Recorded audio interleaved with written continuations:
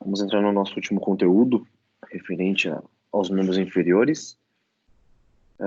Hoje eu fecho a matéria com vocês, tanto a parte de tornozelo, como a parte de imagem também.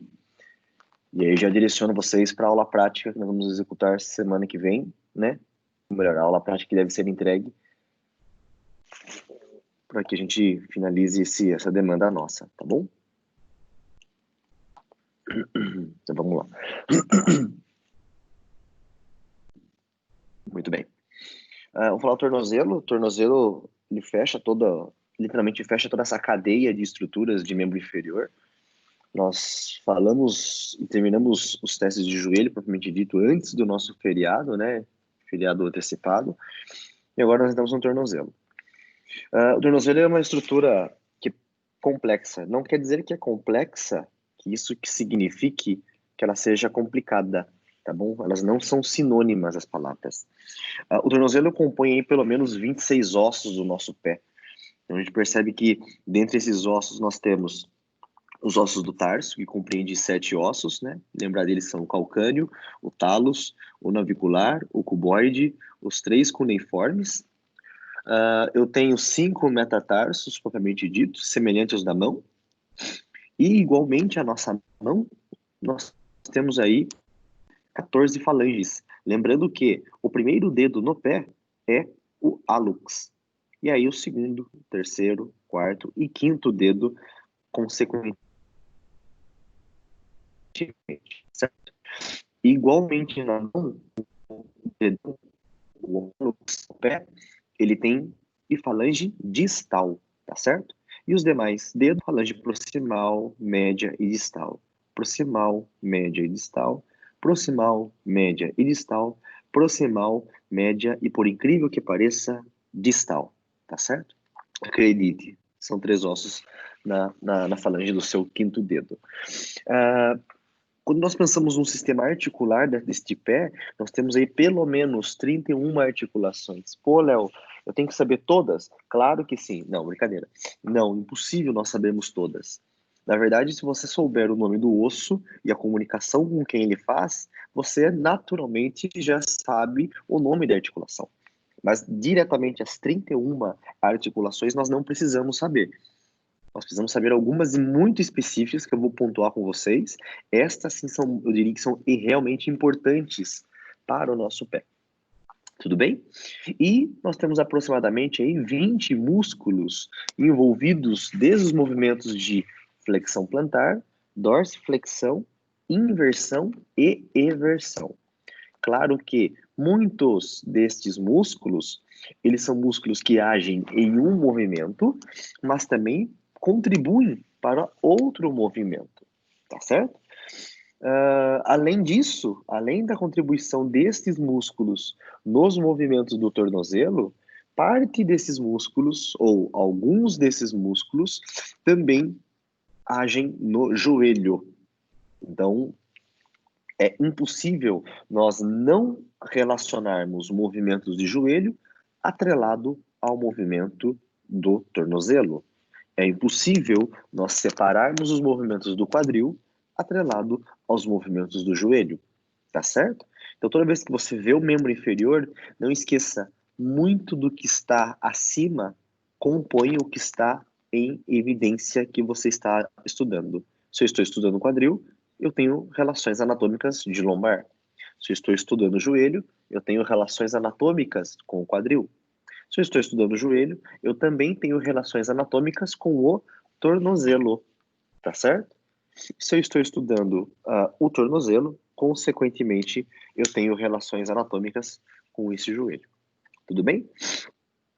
A diferença é que o tornozelo e o pé, eu diria que eles são responsáveis por toda a transmissão de membro inferior para o tronco. Ou seja, é através dos pés ou da captação do estímulo dos pés, por meio da pressão, da pisada, que o meu corpo, ele apresenta uma força ascendente. Então, um tipo de pisada pode influenciar a posição de um joelho. Um tipo de pisada pode influenciar uma posição do quadril. Um tipo de pisada pode anteriorizar ou posteriorizar o meu tronco.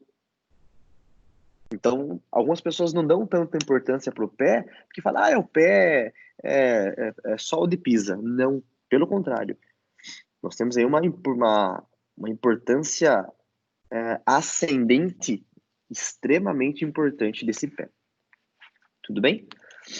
Quando nós falamos das articulações, e as que eu chamo a atenção para vocês, eu vou chamar a atenção de pelo menos 1, 2, 3, 4, 5 articulações.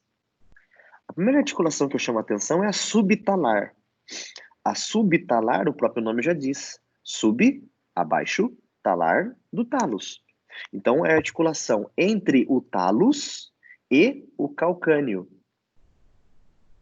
Muito importante nos aspectos dos movimentos de dorsiflexão e flexão plantar. Tá certo? Muito importante, nós vamos ver por que isso. Além da articulação subtalar, eu tenho a articulação médio-tarsal. Essa articulação médio-tarsal, você está olhando ela de lado. Mas se eu olho de cima, você vai ver que são duas comunicações. Uma do talos em relação ao navicular e uma ao calcâneo em relação ao cuboide. Então eu vou ter, literalmente, uma linha sendo vista que envolve duas articulações. Independente, seja ela médio-tarsal ou com outro nome que eu vou mostrar para vocês, ela é extremamente importante que nós vamos ver a relação das antenas, tudo bem? Subtalar, médio-tarsal. Eu tenho a articulação tarso-metatársica, que ela compreende a articulação dos ossos dos cuneiformes. Você está vendo um aqui, mas não esqueça, são 3, tá bom? Do cuneiforme com o metatarso. Então, eu tenho uma articulação, desculpa, eu tenho uma articulação do tarso, do término do tarsus com o início dos metatarsos. Articulação tarso-metatársica, articulação dos cuneiformes com os metatarsos. A articulação metatarsofalangiana, o próprio nome já diz, é a articulação que está entre os ossos do tarso, os 5 ossos, e todas as falanges proximais. Tudo bem? Então, está aqui presente a articulação tarso-metatarsa. Se nós fôssemos trazer uma analogia, seria a mesma posição do nosso punho. Então, as articulações metacarpofalangianas, elas representariam a mesma função, só que no pé. Só que nós temos aí as metatarsofalangianas. Perfeito? E, por fim, eu tenho a articulação interfalangiana, que, como o próprio nome já diz, tudo que é inter está entre. Então, é a articulação entre as falanges, tanto proximais como distais. Tudo bem, pessoal? Então, quando você olha essa articulação, não esqueça que eu tenho também as interfalangianas proximais, que estão visualizadas aqui, e as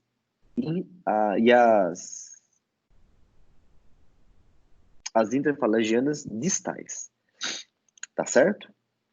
Então, só recapitulando, subtalar, entre o talos e o calcâneo, mediotársica, entre talos e calcâneo em relação ao navicular e o cuneiforme, nós vamos ver melhor essa articulação, tarso-metatársica, entre mediotarsal, entre o talos e o navicular, e o calcâneo e o cuboide, tarso-metatársica, entre os cuneiformes e os metatarsos, metatarsofalangiana, entre o metatarso e a falange proximal, e a interfalangiana, que é entre as falanges proximal e média, e articulação interfalangiana com a falange média e a falange distal. Tudo bem? Alguma dúvida? Se não, pode quebrar o silêncio. Se não, mandei o silêncio. Ok? Muito bem. Olhando de cima, dá uma olhada. Eu tenho o talos e o calcânio. Essas duas estruturas, eu defino elas como o retropé. Então, são essa região que nós entramos na hora da pisada, na hora do passo. E aí eu tenho uma articulação, que é exatamente entre o talos com o navicular, que compreende essa linha. Mas quando eu continuo a linha, eu vejo que é entre o calcânio e o cuboide, que é aquela articulação mediotársica, pessoal. Então, a articulação mediotársica, eu também, vou voltar à imagem, articulação mediotársica, olhando de lado, olhando de cima. Eu também posso chamar de articulação de Chopard. E já explico por quê.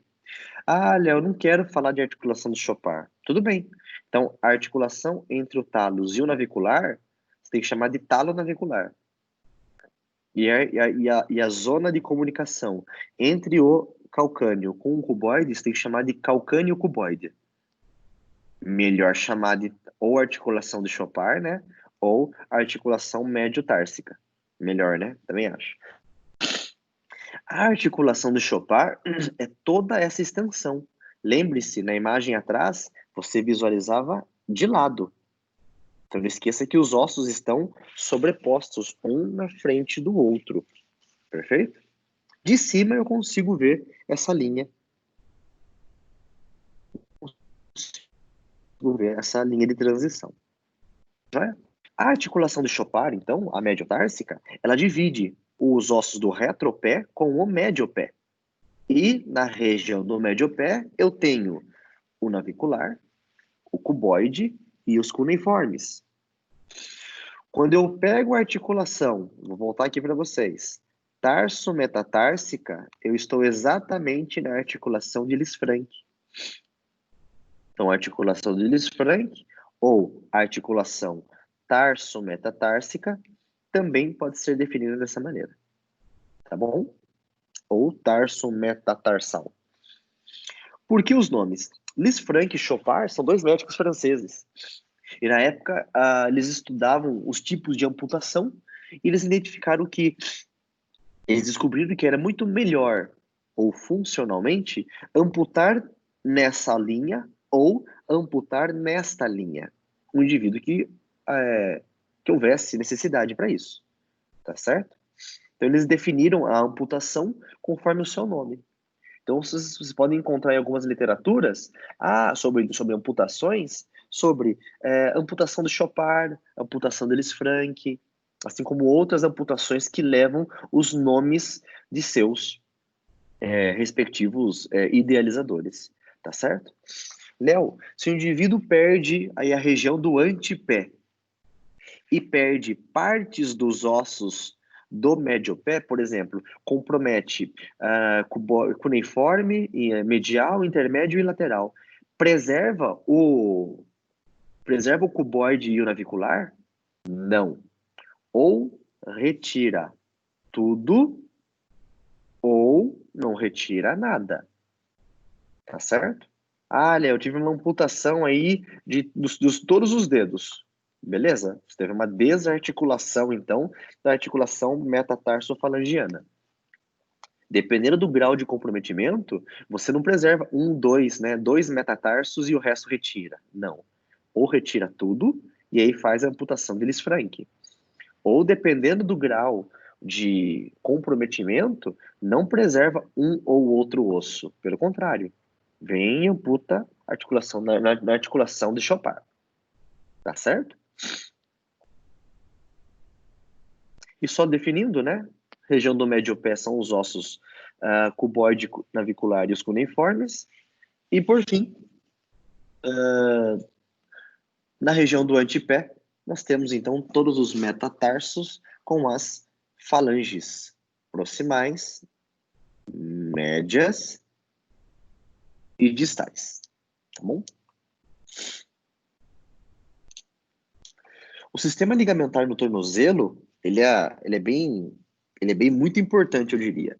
Primeiro, nós temos no compartimento lateral 3 ligamentos que eu diria que são os mais importantes. Primeiro ligamento que eu tenho é o ligamento talofibular anterior, que está, como o próprio nome já diz, do talos para a fíbula anteriormente. Eu tenho o ligamento calcâneo fibular, como o próprio nome já diz, que ele vai do calcâneo e vai para a fíbula. E eu tenho o ligamento talofibular posterior. Tudo bem? Esses ligamentos têm um papel aí, então, de estabilidade durante os movimentos de inversão. Estabilidade dos movimentos de inversão. Certo?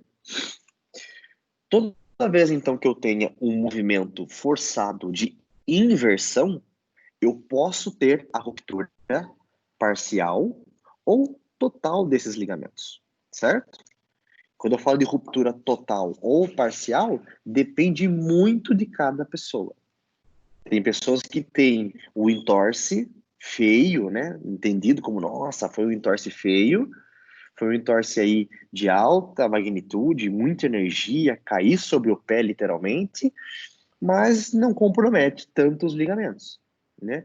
De uma forma bem generalista, eu posso falar o seguinte, que a lesão de grau 1 é quando eu tenho lesão de um ligamento, tá bom? Se eu tenho uma lesão de grau 2, eu tenho uma lesão de dois ligamentos. E aí vai o calcâneo, o talo fibular anterior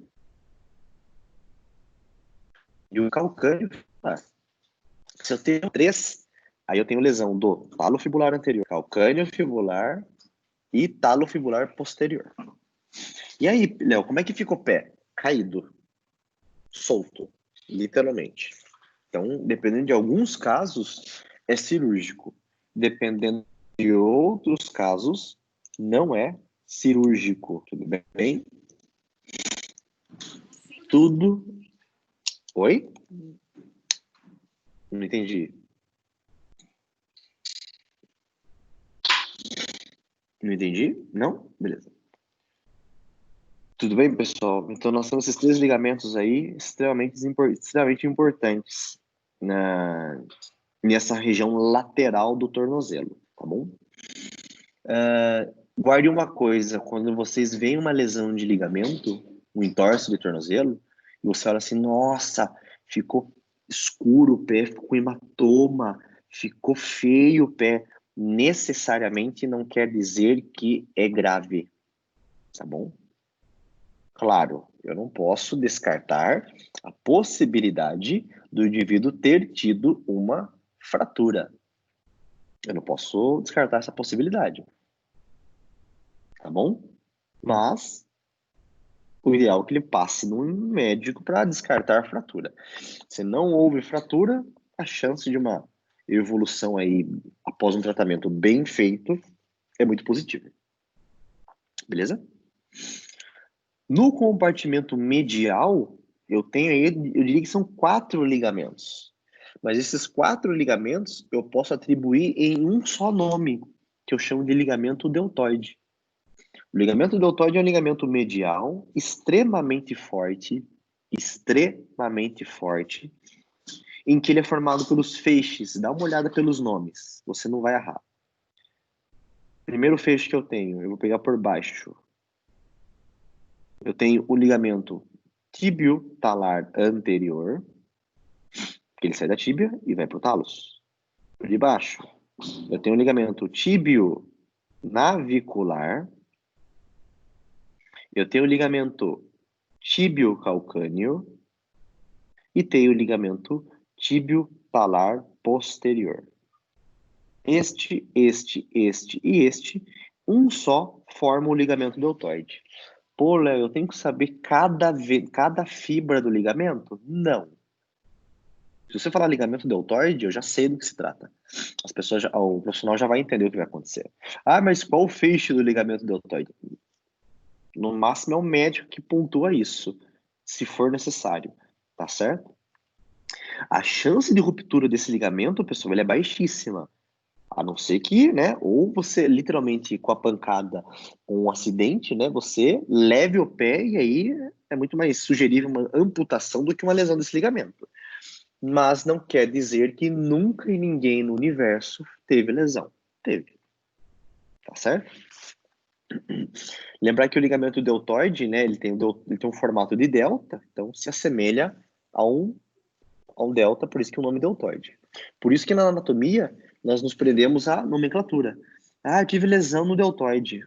No ombro? No músculo? Não, não, não, lá no tornozelo. Ah, no ligamento deltoide do tornozelo. Então é nome e sobrenome sempre, tá certo? Devido à sua semelhança de nomes. Tem outros ligamentos no pé, né? Mas eu me preocuparia, ou me daria muito mais atenção a estes, tá bom?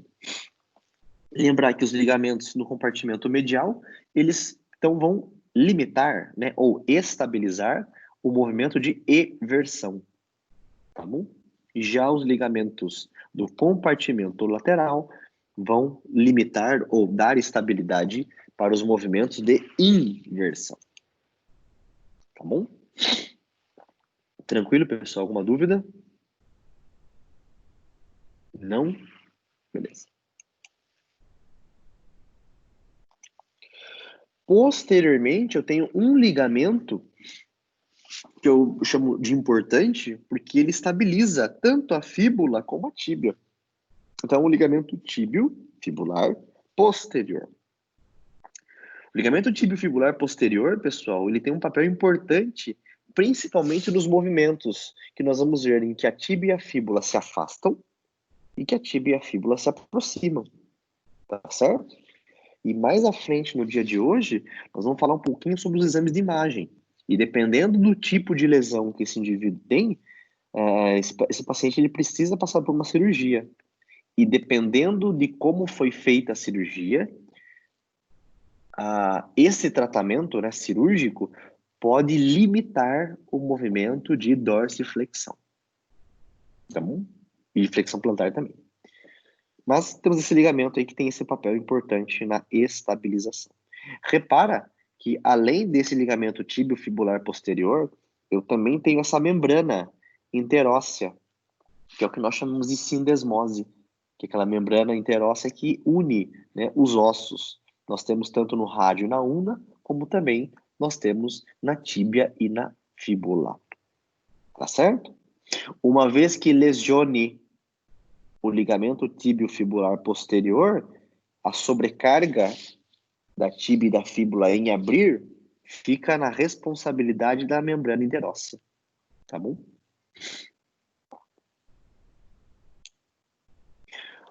O nosso pé, como eu disse, ele tem um papel aí de pisada. Então nós temos o que nós definimos como abóboda plantar. A abóboda plantar é uma espécie de arquitetura óssea em que todo o peso do corpo é distribuído sobre essa região. Tudo bem? O que eu tenho que levar em consideração é que essa abóboda plantar, para quem não sabe, abóboda, talvez você se familiarize. Sabe aquelas igrejas que tem aquela cúpula redonda em cima? Aquilo é uma abóboda, tá bom? Quando nós olhamos para o pé, é o mesmo efeito.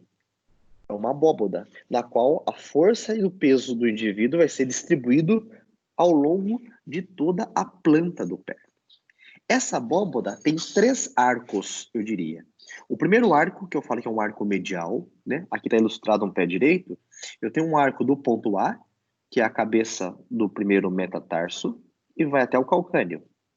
Então, nós temos um arco medial, que está sendo ilustrado da figura A para C. Que aqui nessa imagem você vê que vem deste ponto até este ponto, medialmente. Certo? Eu tenho um outro arco que vai do B, que é na cabeça do quinto metatarso, e vai até o ponto C, que é o arco lateral, que está ilustrado deste ponto até o ponto C. E por fim, eu tenho um outro arco, que eu chamo de arco anterior, que vai do ponto A até o ponto B, que consequentemente vem daqui e vai para esse outro ponto. Então toda a força axial do corpo do indivíduo vem de cima para baixo, respeitando as leis da física, certo? Outro detalhe, pessoal, o nosso pé, ele foi feito para ter a distribuição do nosso peso. O nosso pé foi feito para isso. Perfeito? O que pode acontecer? Alguns fatores gerarem sobrecarga nessas estruturas. E um desses fatores, por exemplo, é o sobrepeso. Sobrepeso, eu estou falando de indivíduos de 140, 170, 180 quilos. Tá certo? Porque aí o que acontece? Se eu tenho uma massa corporal nessa proporção, o meu pé, ou melhor, o arco da abóboda não vai sustentar. E ele vai fazer o quê? Aplanar. Ele vai descer. Isso leva a alterações ascendentes, em alterações de descarga de peso no pé, joelho, quadril, lombar e coluna vertebral. Tudo bem?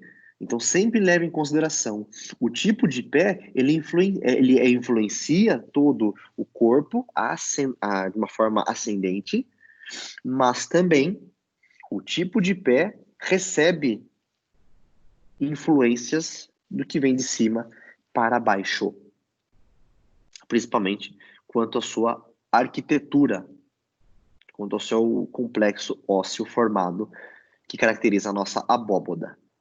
Tudo bem? Tinha uma amiga minha, ela... Na verdade, são dois amigos. Um amigo, o Ivan, gente boa, e outro é a Fernanda.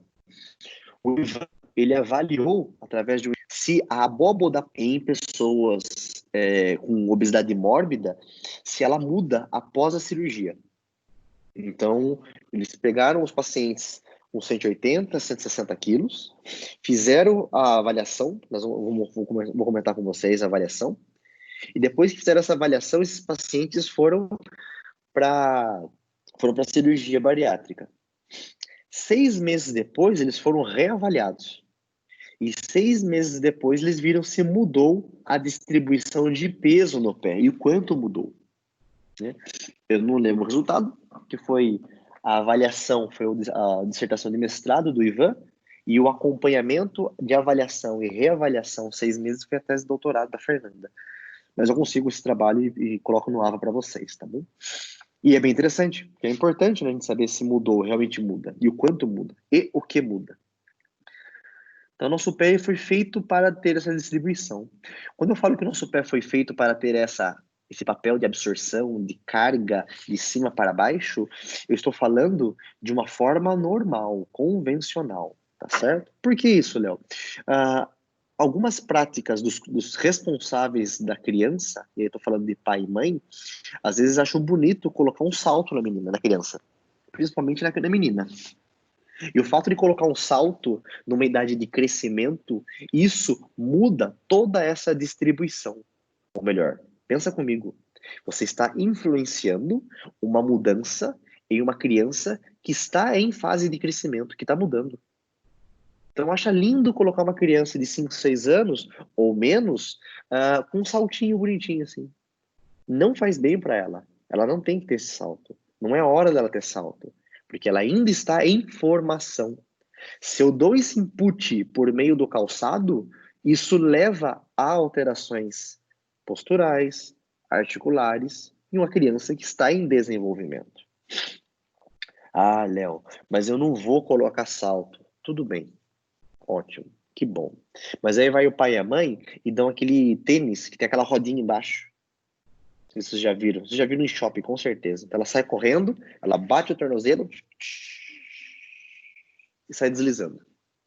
Se vocês repararem como uma criança anda naquele tênis, o que ela faz? Ela vem correndo, ela bate, ativa a rodinha, projeta posteriormente e fica no calcânio. E o pé deslizando e guiando o movimento. O fato de que eu tenho essa mudança do centro de gravidade para trás num apoio unipodal muda a estrutura e a distribuição de peso. Nossa, que horror, que perigo. Sim, mas pai e mãe não tem obrigação de saber disso. Você, profissional da saúde, tem que só alertar. Não deixe de usar sempre.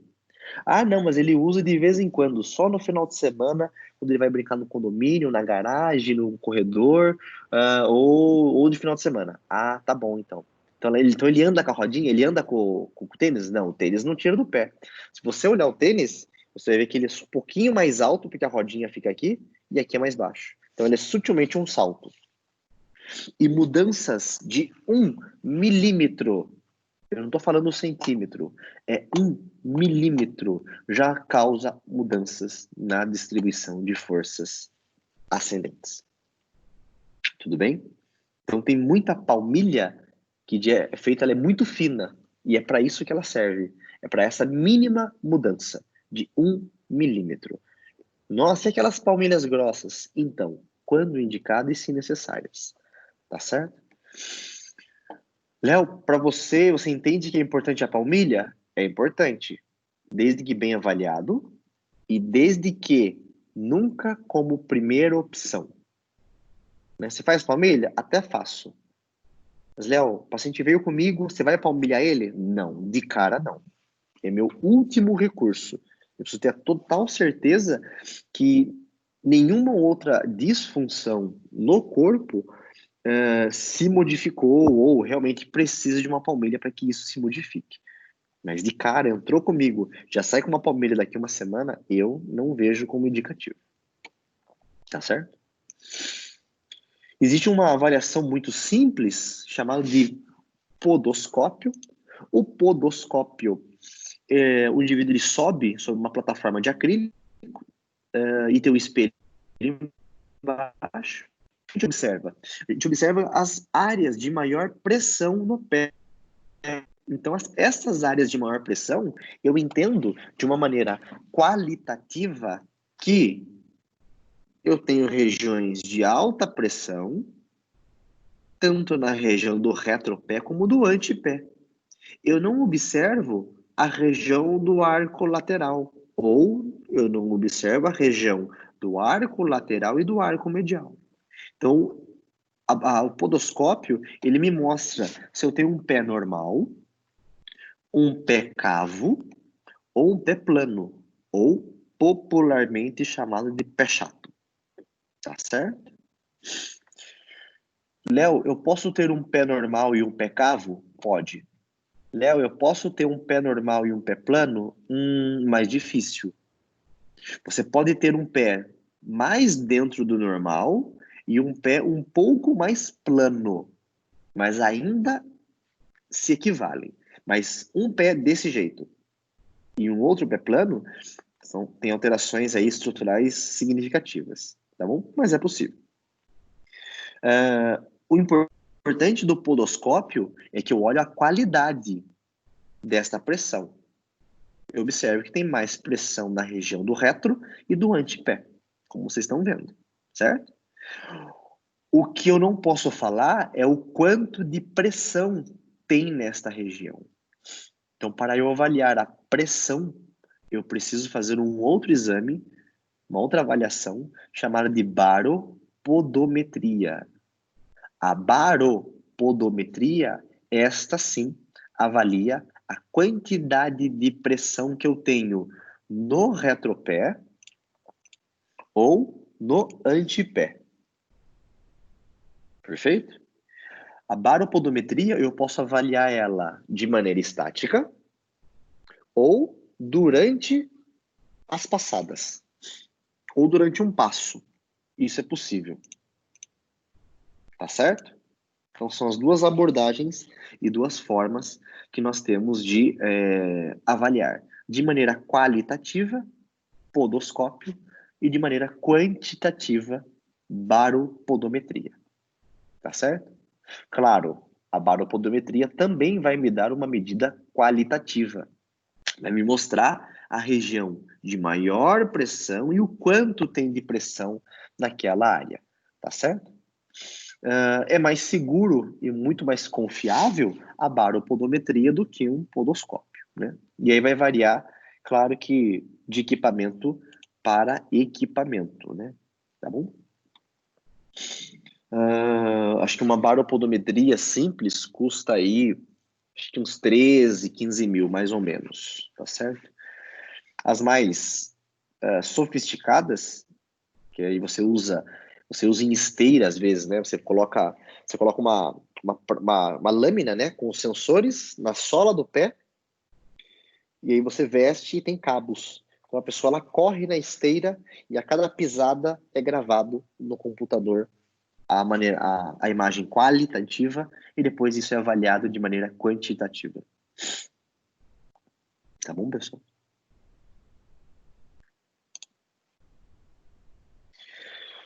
O tornozelo, nós temos movimentos, então, de osteocinemáticos, que é a flexão plantar, que é o pezinho de bailarina, ou a dorsiflexão, que é o pezinho para trás.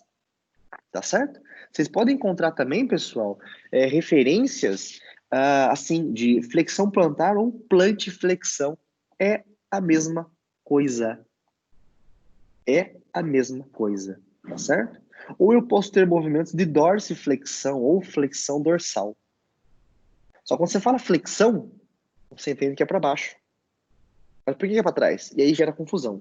Então, a sugestão, se prenda em dorsiflexão e flexão plantar, que a tua chance de acerto é muito alta, tá bom?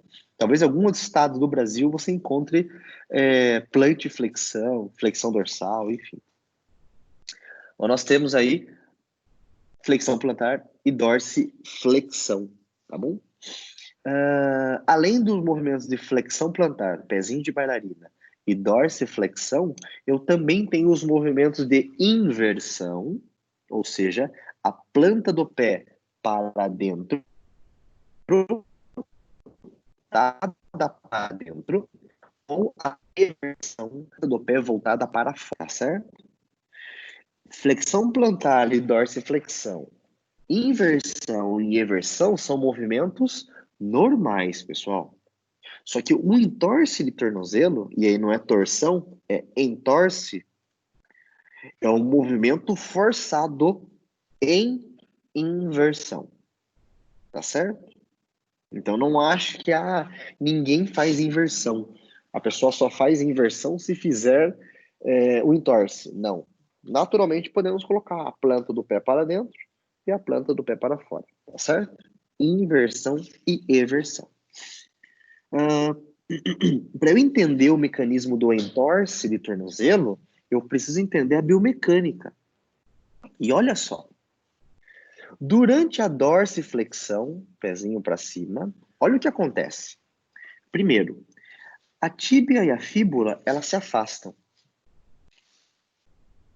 E depois eu explico por que elas se afastam.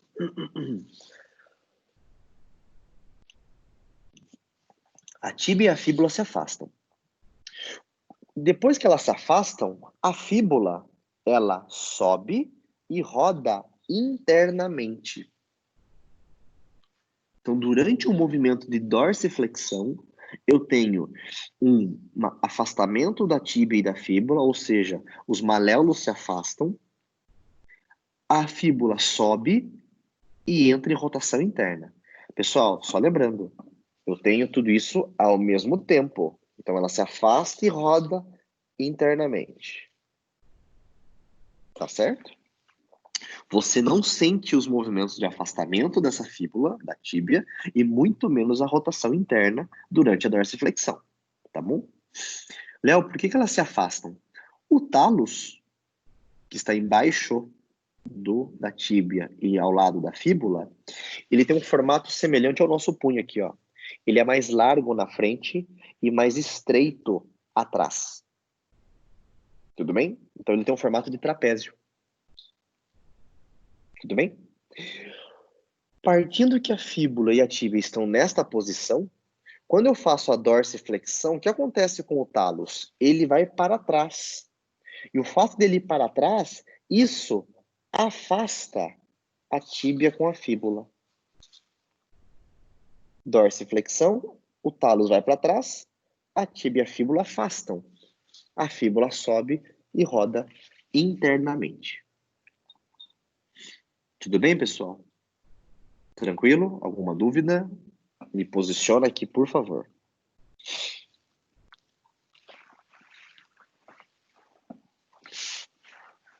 Tranquilo? Então, beleza. Só para a gente colocar em texto, então durante a dorsiflexão, o maléolo lateral se afasta do maléolo medial, né? A fíbula se eleva e entra em rotação interna. E, lembrando, o tálus vai para trás, mecanicamente. Só para complementar, né? Os ligamentos tendem a se tornar mais horizontalizados. Se eu entendi a dorsiflexão, a flexão plantar é o contrário, literalmente. A flexão plantar, o que acontece? A fíbula com a tíbia se aproximam e literalmente seguram, né? Seguram o tálus. A fíbula desce e roda em rotação externa. E o tálus? O tálus, ele anterioriza. E na anteriorização dele, a fíbula com a tíbia ficam na porção mais estreita. Por isso que elas se aproximam. E já na dorsiflexão, elas se afastam, porque o tálus vai para trás. Na flexão plantar, o tálus vem para frente. E na dorsiflexão, o tálus vai para trás.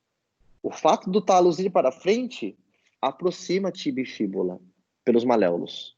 O fato do tálus ir para trás afasta a tíbia e fíbula. Os maléolos se afastam. Tudo bem? Então, só para a gente textualizar isso, na flexão plantar, o maléolo lateral se aproxima do maléolo medial. A fíbula roda em rotação externa. E somente para complementar, os ligamentos tornam-se verticalizados. Né? Corrija para mim isso daqui, por favor. Eu tenho tensão durante a flexão plantar, eu tenho uma tensão no ligamento talofibular. Talofibular anterior. Deixa eu registrado aqui, tensão no ligamento talofibular anterior. Tudo bem?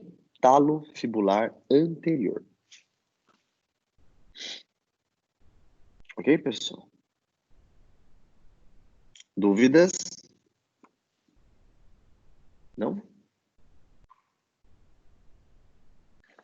Além da flexão plantar e da inversão, eu também, além da flexão plantar e da dorsiflexão, eu também tenho os movimentos de inversão.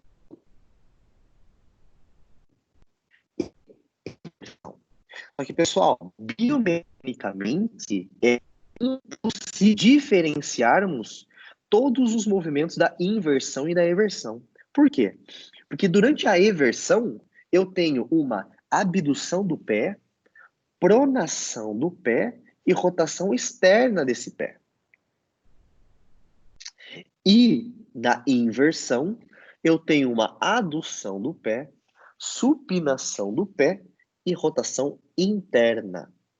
Então, não temos como nós identificarmos se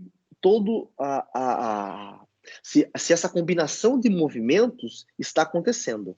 Eu vejo um movimento amplo, eversão e inversão. Isso sim eu vejo. Mas cada etapa, a somatória de cada evento, eu não consigo ver. Só vai conseguir ver se for num laboratório de análise de marcha, de avaliação cinemática. E já adianto para você, a pronação leva a 0,03 segundos. Então, só com câmeras de alta precisão que você consegue afirmar exatamente. A supinação igualmente. Tudo bem? O que eu posso entender? Se eu tenho um pé que eu tenho um arco medial mais alto, eu posso falar que eu tenho um pé supinado. Vou repetir. Se eu tenho um pé que eu tenho um arco medial mais elevado, eu posso falar que eu tenho um pé supinado. Pé supinado, você pisa com a região externa do seu pé. Muito mais com a sua região externa. Mas eu posso também falar que eu tenho um pé pronado, que é quando o arco medial ele está o quê? Mais baixo. Então, você entende que você pisa com a parte de dentro, medial do seu pé. Então, eu posso ter um pé neutro, supinado, ou um pé pronado. Tudo bem? Claro isso? Alguma dúvida, pessoal? Pé neutro, supinado e um pé pronado. O tipo de pé, ele pode influenciar ascendentalmente, de forma ascendente, acidentalmente é ótimo, de forma ascendente, o joelho, quadril, tronco e coluna vertebral. Se eu tenho um pé pronado, que eu piso para dentro, o meu joelho ele entra em valgo. Ele vai entrar em valgo, independente de características do quadril ou do joelho. Ele vai entrar em valgo. Se o meu joelho ele entra em valgo, o meu quadril, a minha pelve, cintura pélvica, ela faz uma antiversão. Então ela olha para frente. Quando eu faço uma antiversão, a minha lombar ela aumenta a lordose. Então eu posso ter um comprometimento e uma compressão de um disco na lombar por um tipo de pisada. Só que, pessoal, esse raciocínio, ele é mecânico. Ele é mecânico. Pé pronado vai entrar em joelho em valgo. Vai causar uma antiversão. Vai aumentar a lordose lombar. É uma consequência mecânica. Vai acontecer isso. Só que repara, é um pé pronado, é uma estrutura óssea que está com o arco medial desabado. O joelho entra em valgo, por uma consequência do tornozelo. O joelho entrando em valgo, o meu quadril ele entra em antiversão. Eu posso ter a somatória ou o acréscimo de uma musculatura tensa aumentando ainda mais a minha lordose. Um pé plano, um pé valgo, um pé plano, pronado, concorda comigo? Um pé pronado, caído, desabado, é um pé plano. Um pé plano, pronado, leva um aumento do valgo, aumenta a antiversão, isso me coloca sutilmente mais anterior. Eu não vou andar inclinado, eu vou me alinhar com os olhos no horizonte. Eu aumento a minha lordose. Eu retifico mais a minha torácica. Dependendo do caso, o meu queixo para trás. Ou eu levo o meu para frente, eu anteriorizo a minha cervical. Olha o que um pé faz. Olha a consequência de um pé. Isso partindo que um pé está pronado, plano, pé chato. Se eu tenho um pé supinado, o meu joelho ele entra em varo e o meu quadril ele entra em retroversão, ou seja, bumbum para dentro. Antiversão, bumbum empinado. Retroversão, bumbum para dentro. Se eu faço uma retroversão, a minha lordose lombar ela fica como? Ela retifica. E você sabe que a retificação não é benéfica, porque eu tenho menor absorção de impacto. Então, um pé pode influenciar de forma ascendente todo um padrão articular e postural. Ah, então eu tenho que mudar o pé, o tipo de pisada. Não necessariamente. Eu tenho que então colocar uma palmilha na primeira vez que eu vejo um pé plano. Não necessariamente. Algumas lesões são pré-ditas, são pré-estipuladas pelo tipo de pisada. Isso é descrito na literatura. Tudo bem? Isso é descrito. Então, quem tem pé plano pode ter um aumento mais de lesões de joelho. Quem tem pé plano pode ter lesões um pouco maiores na região da perna, da tibia, do tibial anterior. Pode ter mais canelite, que a gente chama. Quem tem pé plano pode ter mais chance de ter aumento da lordose e lesões nos discos intervertebrais.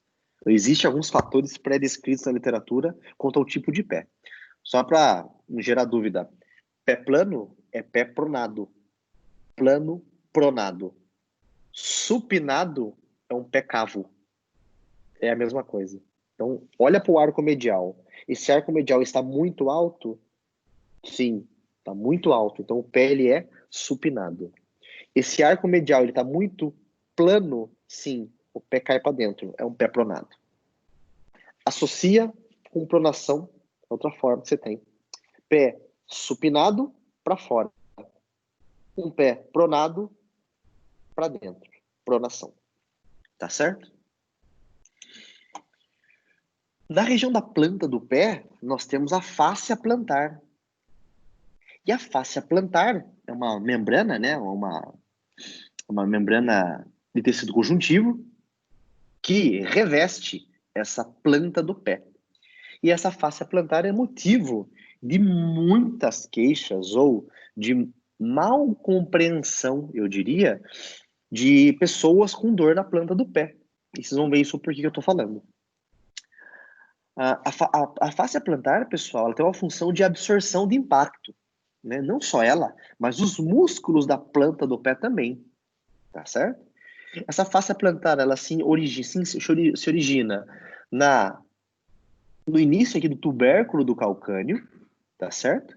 E ela se estende ao longo de todos os dedos e toda a planta do meu pé. Perfeito? Então ela está mais próxima da minha pele e os músculos estão embaixo, né? Mais profundamente a ela. O que é comum e o que acontece? Muita gente tem fascite plantar. E por ter fascite plantar, quando procura um médico que fala, doutor, eu tô com dor na planta do meu pé. Aonde? Ah, bem aqui, ó. E ele mostra exatamente próximo ao calcâneo. O médico já bate, ele vai lá, aperta e fala, dói? A pessoa sente dor, obviamente, porque tem um processo inflamatório. E naturalmente ele fala, você tem um esporão de calcânio. Pessoal, nós vamos ver o que é um esporão. Nenhum esporão se forma da noite para o dia. Tudo bem? E aí vai lá, faz uma radiografia e ele faz um diagnóstico. Esporão de calcânio. Quando você vai ver a radiografia, o calcânio tá mais liso que sabão. Tá bonitinho. Você não vê nenhuma formação de um esporão, propriamente dito. Você não vê nada. Só que aí vem o paciente e fala para você, eu tenho um esporão de calcânio. Ah, deixa eu dar uma olhadinha no raio-x. Você olha. Você tem certeza que o médico falou que tem esporão? Não, ele falou que tem. Mostra para mim onde eu apontou. Aqui, ó. Isso vai ver, não tem nada. Na verdade, você tem uma fasciite plantar que, se não tratar, a causa você tem e vai ser um grande candidato a apresentar um esporão de calcânio. Tá certo? Então, nenhum esporão é agudo ou nasce da noite pro dia. Se forma da noite pro dia. Jamais. Tá certo, pessoal? Então, levem muito essa mensagem. Nenhum esporão de calcânio nasce da noite pro dia.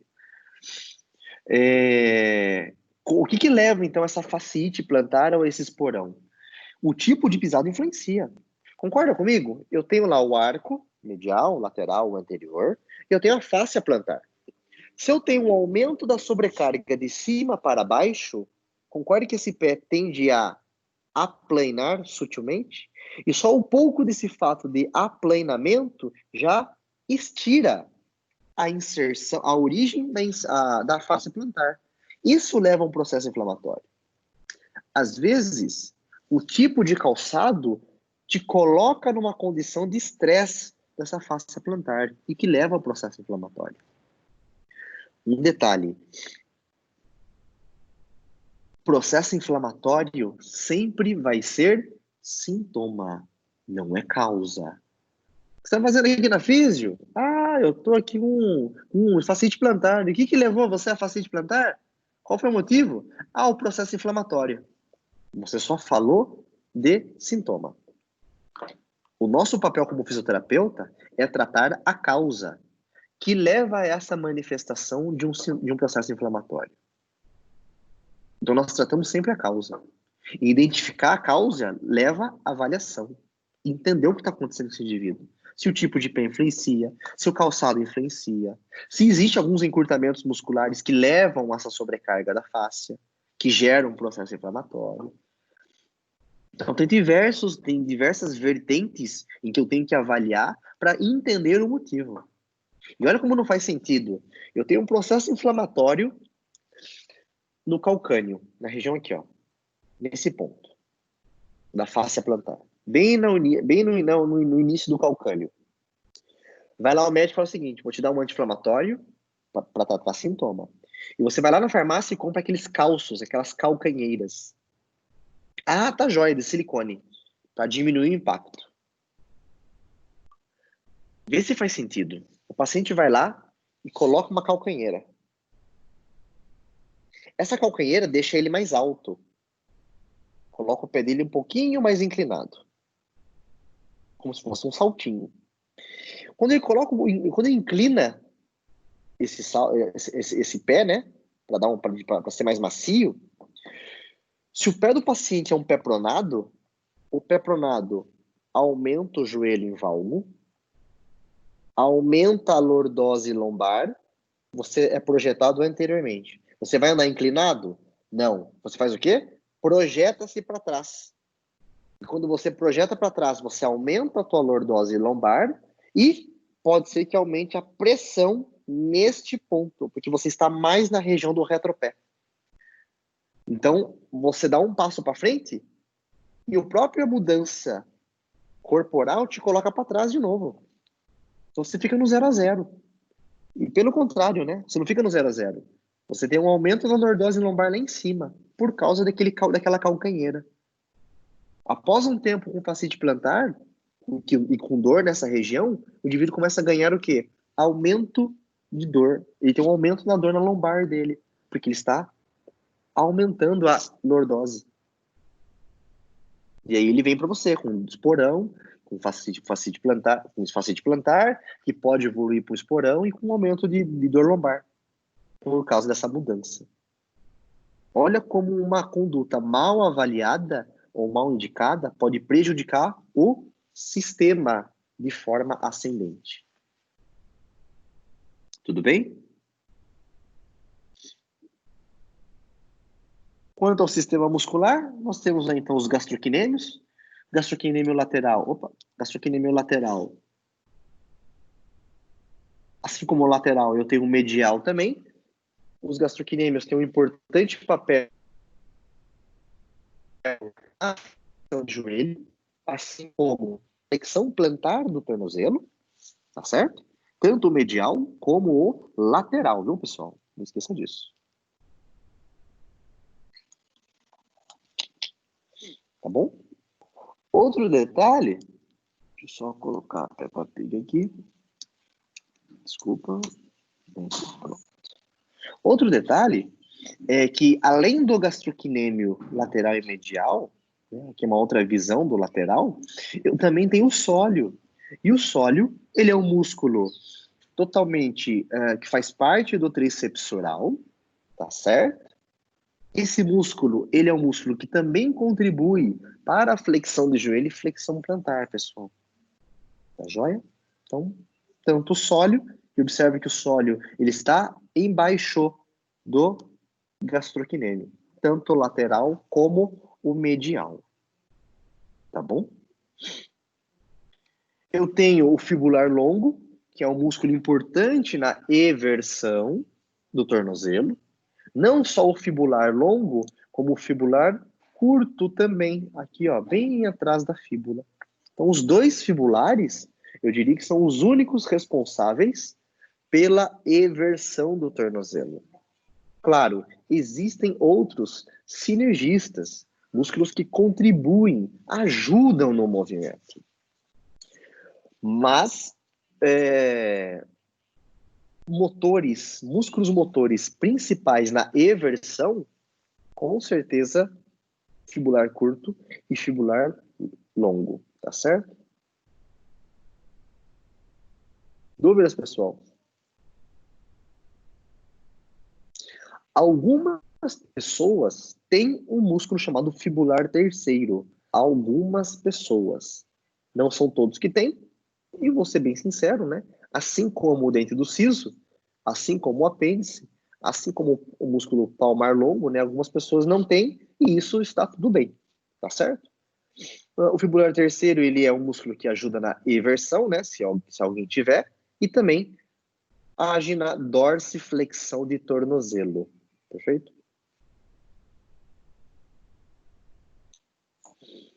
Nós temos os músculos extensores longos dos dedos. Para você não esquecer, todo músculo extensor de dedos, ele está na região anterior do pé, da perna. Então, extensor longo dos dedos, ele vem lá da região anterior da tíbia, né? E estende-se os seus tendões em cada dedo, tá bom? Além da dorsiflexão dos dedos, ele também ajuda além da extensão dos dedos, ele também ajuda na dorsiflexão do tornozelo. Perfeito, pessoal? Assim como eu tenho o extensor longo dos dedos, eu tenho o extensor curto dos dedos, que também faz a extensão de dedos e auxilia na dorsiflexão deste tornozelo. Tá joia? É importantíssimo aí esses grupos musculares.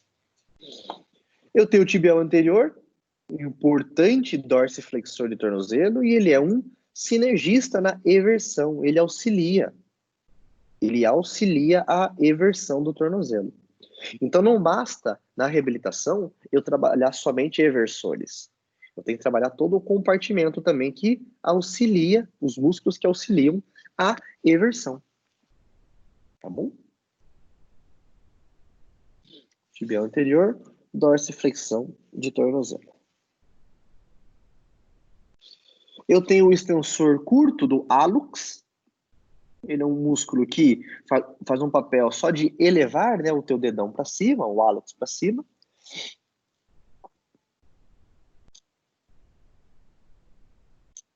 E eu tenho o extensor longo do hallux. Mostra que ele auxilia na dorsiflexão do tornozelo. É interessante, né, porque conforme a especificidade ou a importância do movimento, maior vai ser, ou mais específico vai ser o músculo. Então, repara, eu poderia ter um músculo que fizesse toda a extensão dos dedos do pé. Mas, na verdade, eu tenho um que faz a extensão dos dedos e um músculo específico que eu faço a extensão do hallux. Então, mostra o quão importante é este hallux na nossa função. Há quem diga, né, não o extensor, mas o flexor do hallux, ele seja o músculo mais forte do corpo. Porque ele é um pequeno músculo que, se eu quiser, eu fico aqui, né, igual o pé de bailarina, e eu consigo impulsão do meu corpo só pela flexão do hallux. O tibial posterior, como o próprio nome já diz, ele está posterior à tíbia. E só para vocês guardarem, tudo que está posterior, na face posterior, ele leva para a flexão, pessoal. Principalmente flexão plantar. Tá bom? Então, o tibial posterior, ele é um músculo que faz a flexão plantar e também ele é um músculo inversor do tornozelo. Ele ajuda, favorece a inversão. Tá bom? O flexor longo dos dedos, ele vem atrás da tíbia também e passa e vem em direção abaixo da planta para fazer a flexão desses dedos, tá certo? Guarde isso. O músculo flexor longo é porque ele tem um comprimento longo. E o flexor curto, nós vamos ver à frente, ele é curto, pequeno, tá bom? Então, o flexor longo dos dedos, ele faz a flexão dos dedos propriamente dito, né? Eu tenho o músculo plantar, que nós vimos na aula de joelho, em que ele é um músculo que faz, além da flexão plantar, ele também auxilia na flexão de joelho. ele é um músculo profundo, né? Ele está sobre o gastrocnêmio lateral, e você observa que ele cruza a articulação do joelho, tá certo? Não confunda o músculo plantar com o popliteo, que está aqui embaixo, ó, pequenininho aqui, certo?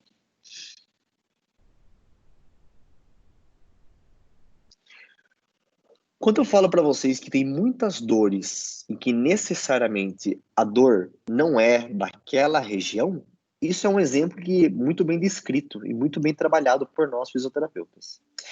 Eu posso ter um músculo, como esse aqui, por exemplo, um gastrocnêmio lateral, ou um sólio, por exemplo, em que eu tenho, deixa eu ver aqui, isso, em que eu tenho um ponto gatilho, um trigger point, um ponto de maior tensão, né, ou um famoso nozinho.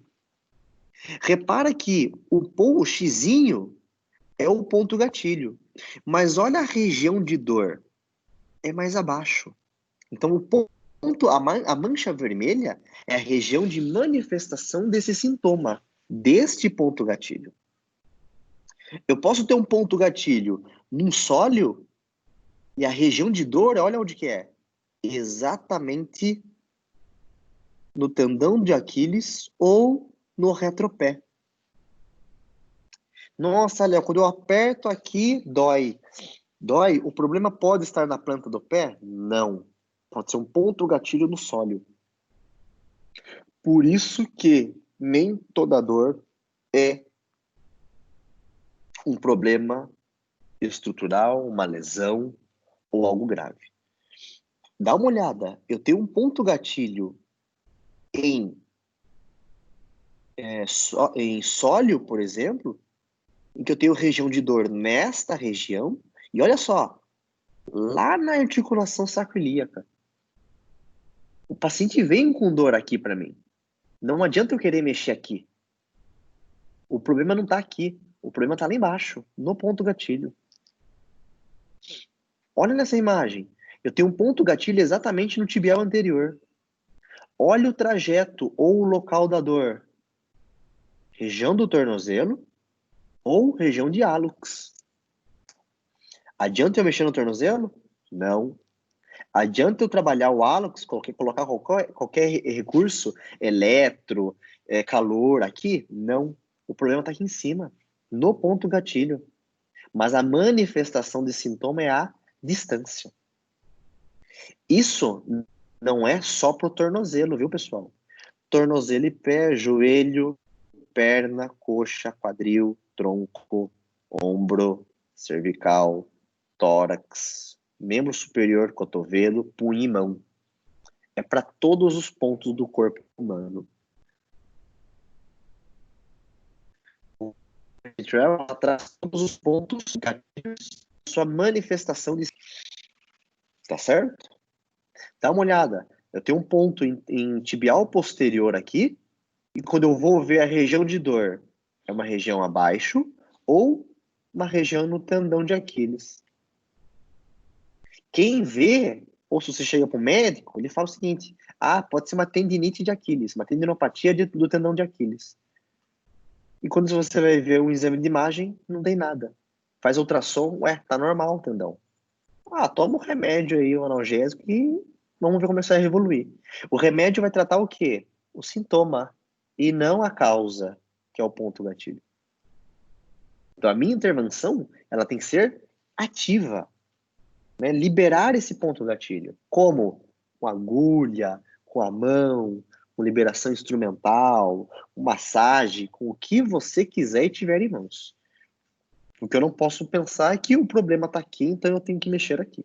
Isso não reflete e nem sempre obedece essa regra. Tudo bem, pessoal? Tranquilo? E o Joanete? Muito bem. O Joanete popularmente conhecido como, o Joanete é conhecido popularmente, mas o seu nome técnico e correto é Hallux valgus. Valgus porque vocês vão ver que ele está sendo levado a uma posição de valgo. E hallux é por causa da sua relação nominal anatômica, tá bom? O Joanete é a formação, né, de uma exocitose, é um aumento da produção celular óssea nesta região, Isso daí é o que leva, é a caracterização do sintoma, que é o aumento desta região, né? Algumas pessoas podem apresentar essa caracterização, outras um pouco maior e outras muito presente, né? E muitas vezes associado com uma hiperemia, que é essa região mais avermelhada que você nota. Como é que eu ganho um hálux valgus, Léo? Vamos lá. Primeiro ponto, quando nós pisamos, nós distribuímos todo o nosso peso na planta do pé. Então, eu tenho, vamos lá, eu, Leonardo, eu tenho 67 quilos, certo? Então, os meus 67 quilos estão distribuídos ao longo de toda a planta do meu pé. Se eu tenho uma mudança de maior pressão em alguma área do meu pé, o meu pé, obviamente, vai responder isso, certo? Então, no hálux valgus, eu tenho uma maior distribuição, principalmente de uma maior distribuição de força, de pressão, na região do arco anterior. Aqui está mostrando uma imagem supinado, uma maior distribuição no arco, mas no hálux valgus, eu vou ter uma maior distribuição em todo o arco anterior. Como é que eu fico com uma distribuição maior no arco anterior? É quando eu projeto a minha força ou o meu peso para frente, concorda? Né? Muito mais comum em mulheres que usam salto. Porque pensa, se o seu pé foi feito para distribuir todo o seu peso, quando você põe salto, você joga todo o teu peso, todo o teu peso numa região muito menor. E quanto menor a área, maior a pressão. Além disso, o calçado ele é extremamente apertado ou justo. Então, soma aí. Aumento da pressão do arco anterior. Segundo, um calçado que não permite o teu pé, porque ele é um calçado justo, né? Com material às vezes rígido. Então, essa alta pressão, ela faz a inversão do arco anterior. Então, aquele que era um arco, ele cai o arco anterior. E repara, se eu tenho um arco, eu tenho uma distância. Quando esse arco ele inverte, ele aumenta a distância. Então, os meus dedos, eles, teoricamente, deveriam se afastar. Mas como o calçado vem de fora para dentro, ele empurra o meu dedo para lateral. Isso leva a uma lesão na articulação metacarpofalangiana, metatarsofalangiana, perdão. Consequentemente, pela manutenção desse calçado, pela manutenção do peso do arco anterior e a inversão do arco anterior, forma um processo inflamatório. Forma uma região. E esse processo inflamatório, ele pode formar uma formação óssea, que nós chamamos de exocitose. E isso tende ao quê? A aumentar essa região. Né? E tende cada vez mais a aumentar essa região.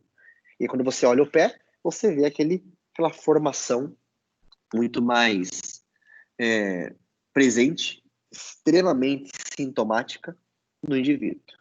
Tá certo? Além dessa mudança do pé, dessa angulação, onde a gente está olhando, o extensor longo do hálux, ele encurta, porque antes ele tinha essa distância. Aí ele é jogado para essa direção. Então o tendão gera uma força que coloca em manutenção. Por isso que o tendão aqui representado do hálux, ele, né, não o tendão, mas o músculo ele encurta. E, consequentemente, você tem aí uma manutenção, uma posição estática dessa estrutura nessa região. Tá certo? Tratamento, Léo, então, depende. Vai depender porque muito comum o hálux valgus. Primeiro, é genético. Segundo, vamos por assim, a menina, que é mais comum. A menina, se ela faz balé muito cedo, a sapatilha, ela é justa. Eu não posso dizer apertada porque eu nunca vesti uma. Mas ela é muito justa. Segundo, no balé, ela tem que fazer os movimentos de ponta. Então, ela distribui todo o peso dela em uma pequena área. Né? E a bailarina, seja ela em qualquer nível, formação, ela não fica 10 minutos, 1 minuto na ponta. Ela fica horas. que ela treina isso. Outro detalhe, né? Ela treina horas durante o seu balé, né? 3 horas, 2 horas. Fora a menina que treina na casa, que também usa sapatilha. Então, vai somando os eventos. Tá certo? Então, existe aí um favorecimento, uma predisposição dessa menina ter a formação de um joanete. Para quem fez balé, se você olhar o seu pé, você vai ver que o seu pé, naturalmente, o seu halo seria mais voltado lateralmente, caracterizando um joanete. Tá certo, pessoal? Alguma dúvida? Sim ou não? Respondam, por favor. Sim ou não? Tranquilo? Então, tá bom. Enfim, e esse esporão, o que que é? Nós temos 2 tipos de esporão. Nós temos o esporão do tipo A, em que a espícula óssea é para cima, ok? E eu tenho o esporão do tipo B, em que a espícula óssea ela está alinhada com a fáscia plantar. Então, lembra aquele processo inflamatório devido a alguma causa? O que o corpo faz? Ele gera um processo inflamatório. O corpo vai lá e vai tentar conter, vai tentar cicatrizar aquela região. Só que a causa continua. O fator que leva a esse processo inflamatório, ele continua. Então ele gera um outro processo inflamatório em cima. E vai o corpo e tenta reparar. Colocar um tecido lá cicatricial irregular para poder fazer a estrutura. Então o que acontece? Quando eu tenho diversos fatores e cicatrização em cima de cicatrização, chega uma hora que o próprio corpo faz o seguinte: chega, não vou pôr mais um tecido cicatricial, eu vou calcificar na tentativa de reparar a lesão. Mas na verdade, o que você vê? Você vê uma formação de uma espícula óssea, em que essa espícula pode, cutucar, pode atingir os outros tecidos, que são os músculos flexores nesta região, e, consequentemente, gerar mais dor. Tá certo? Então, por isso que eu falei para vocês, o esporão, ele nunca é causa aguda. Ninguém dorme e acorda amanhã com esporão. Tá bom? Radiograficamente, e nós vamos entrar depois do intervalo em outras...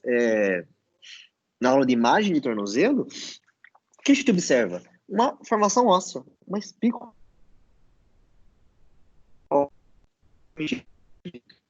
É só a formação óssea. Gera muitas vezes a dor, a lesão, o sintoma no paciente.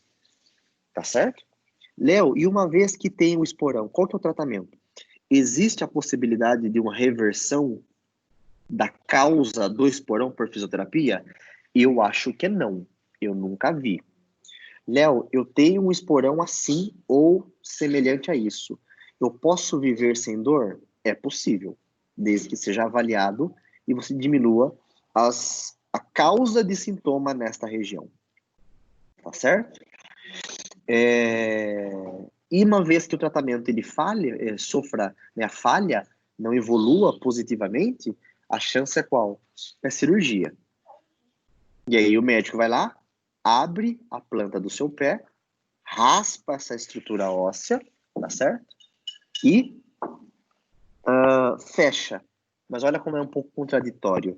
Quando ele raspa, ele não tira a causa. Ele raspa o que ficou de consequência de uma causa, de um processo cicatricial, inflamatório. Tá certo? Além disso, ele vai ter o quê? Uma cicatriz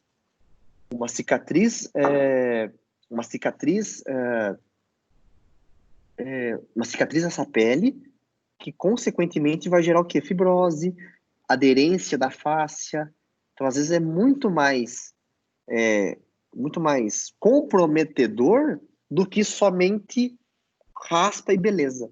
Não esqueça, o indivíduo vai passar por uma cirurgia, ele vai ficar o quê? Alguns dias acamado, sem pôr o pé no chão. Então, o fato dele estar imobilizado, isso também vai levar compensações. A fáscia vai encurtar mais, a musculatura vai encurtar mais, tá certo? Na região do tornozelo, existem nervos que passam, então o indivíduo vai ter um pouco mais de dor ou perda da sensibilidade. E perder a sensibilidade no pé não é uma coisa muito positiva, você concorda? É uma região extremamente sensível, então eu tenho que ter toda a afinidade sensitiva desta região, tá certo? Tudo bem, pessoal? Alguma dúvida? Sim ou não? Vocês estão aí? Vocês estão aí?